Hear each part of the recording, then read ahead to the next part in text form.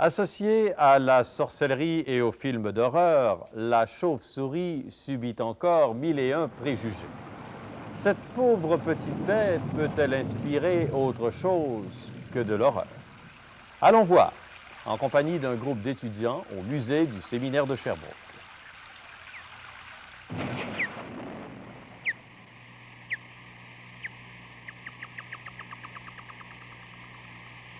À quoi ça te fait penser? Quand j'étais petite, je pensais que c'était des vampires. Tu pensais que c'était des vampires, hein? Les émissions ils disent que c'est des vampires. Ben moi, quand j'étais plus jeune, j'avais peur parce que ça me faisait penser. Je pensais que c'était Dracula. Tu pensais que c'était Dracula, hein? Moi, quand j'étais petit, je pensais que c'était comme une souris qui avait mangé comme une sorte d'herbe, là. Puis là, Ouais. il est devenu malade, puis il a poussé des ailes. Il a poussé des ailes. Ben, moi, ça me fait penser à un chat qui a mangé une souris. Fait que là, la souris est allée au ciel. Fait que là, elle a décidé d'en redescendre, puis elle est redescendue avec des ailes. Alors, avec des ailes. La chauve-souris est considérée comme maléfique, entourée de préjugés. Par exemple, on dit qu'elle peut transmettre la rage. Est-ce que c'est vrai? Oui, c'est vrai, quoique ça ne s'applique pas aux chauves-souris qui vivent au Canada. Ça s'applique seulement aux chauves-souris sanguinivores, c'est-à-dire les chauves-souris qui se nourrissent de sang, principalement, et qui vivent en Amérique du Sud et en Amérique centrale. Alors, il n'y a aucun danger pour les gens qui vivent en Amérique du Nord. Et puis, celles qui sont ici, peuvent-elles s'en prendre à nos cheveux? Non, c'est encore un préjugé que les gens ont. Les chauves-souris peuvent se prendre dans les cheveux, mais très, très, très rarement. Et c'est par accident seulement. Alors, si, par exemple, une chauve-souris se prendrait dans vos cheveux, il s'agit de la prendre délicatement et de la laisser partir, tout simplement. Est-ce que la chauve-souris, c'est un mammifère? Oui! Puis c'est quoi la particularité de la chauve-souris par rapport... C'est celle qui vole. Hein? C'est le seul mammifère qui vole. Et est-ce qu'il y a beaucoup d'espèces de chauves-souris? Oui! 950, hein? Est-ce que c'est vraiment des souris, des chauves-souris? Oui, ben, Non. les chauves-souris volent. Oui, mais non. S'il y Les avait un souris. modèle, là, ce serait des souris. La grande différence, regardez, la souris, c'est un rongeur, hein? Ça, c'est une sorte de mammifère. Les chauves-souris, c'est une autre sorte de mammifère. C'est deux mondes totalement différents. Il y a un autre préjugé aussi, peut-être, vous allez me le dire. Est-ce vrai que les chauves-souris sont aveugles? Non, c'est pas vrai. Beaucoup de gens pensent que les chauves-souris sont aveugles. En fait, il y a des chauves-souris qui voient plus que d'autres. Alors, ceux qui se servent principalement de leur système d'écholocation, c'est-à-dire un genre de système de radar pour se repérer, celles-là ne verront presque pas. Alors, ils vont utiliser leurs yeux que très rarement. Alors que d'autres chauves-souris, comme la roussette, qui mange principalement des fruits, elle voit beaucoup. D'ailleurs, elle ne vit pas dans les cavernes parce qu'il fait trop noir.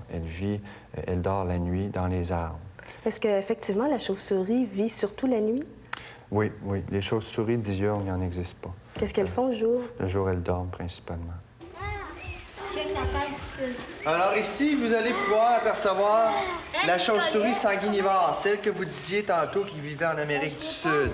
Est-ce que c'est la vraie grosseur de la chauve-souris? ça? Tu penses? Non! Penses-tu qu'elles sont grosses comme ça? Non! Ouais, ça serait bientôt épeurant. Hein? Non, regardez.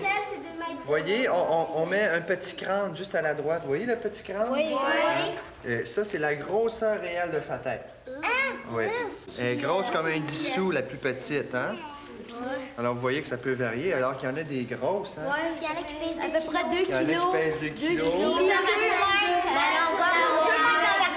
2 mètres. Vous savez qu'il y a une sorte de chauve-souris, elle est très rare. Par exemple, lorsqu'elle étend ses ailes, elle peut avoir 2 mètres de diamètre. Hein? Ici, en hiver, comment elle se comporte?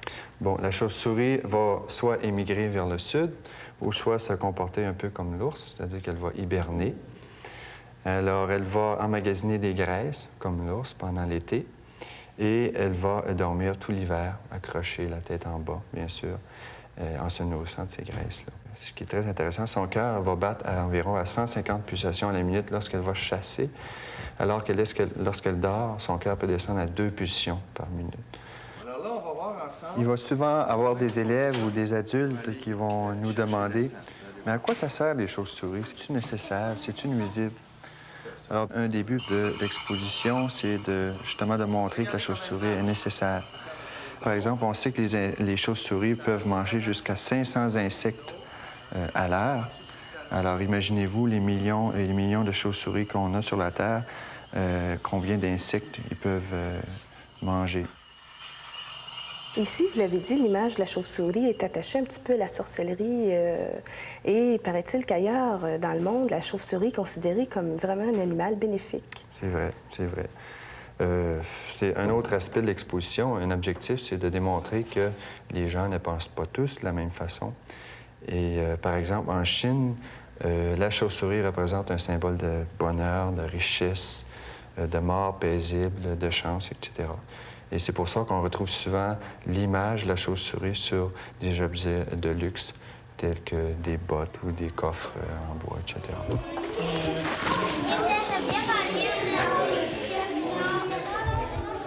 J'ai aimé beaucoup parce que ça m'apprenait beaucoup de choses. Je pensais qu'ils voyaient pas les chauves-souris comme. Puis il nous a dit qu'ils pouvaient voir. Ils sont pas aveugles. Puis tu sais aussi qu'ils peuvent pas s'en prendre aux humains maintenant. Non. T'avais peur avant des chauves-souris?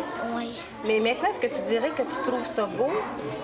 Ben pas terrible, mais il y en a qui c'est pas beau, mais il y en a qui sont belles. Mais t'en garderais pas une chez toi quand même. Il y avait une droite de ce coin, puis elle avait peur, moi, mon amie. Elle nous regardait, là, tu sais, elle était comme ça, là, puis elle nous regardait, puis elle avait peur, elle avait les yeux ouverts, puis elle était prête à partir. As-tu trouvé ça gros? Ben, pas trop. Non. Est-ce que c'est déjà entré dans ta maison? Une fois, mais chez ma grand-mère, là, il y a des trous, puis il rentrait, puis un moment donné, ben, il y en a une que j'étais couchée, un moment donné, puis elle est sortie, puis là, j'avais eu peur. J'avais ouvert la fenêtre, puis elle était sortie. Maintenant, est-ce que tu as encore peur des chauves-souris? Trouves-tu ça beau? Oui. Là, fais voler le papillon, monte-le dans les airs. Alors oui, la chauve-souris va arriver comme ça. Là, on va lancer des petits cris. Les petits cris, on va le faire marcher. Vous voyez? Là, on roule alentour. Là, on s'approche, puis... Oh! Là, on part avec le papillon. Vous voyez?